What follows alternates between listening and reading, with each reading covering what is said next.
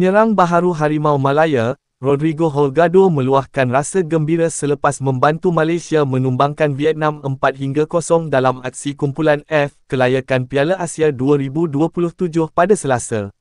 Holgado yang merupakan penyerang kelab Colombia, Amerika Decali memberi bayangan dalam perjalanan pulang ke Colombia usai membantu Malaysia menang ke atas Vietnam, pulang ke rumah, Colombia, dengan gembira dan banyak cabaran serta impian yang ingin dicapai, coret Holgado di Instagram story miliknya sambil meletakkan bendera Colombia di akhir coretan.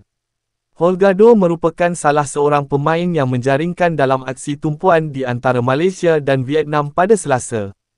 Penyerang berusia 29 tahun itu meledak jaringan pada minit ke-59 selepas menyempurnakan hantaran lolos daripada Arif Aiman di bahagian kanan. Jaringan tersebut merupakan jaringan pertama Holgado selepas proses pendaftaran beliau dan 4 pemain warisan lagi diluluskan Persekutuan Bola Sepak Antarabangsa, FIFA.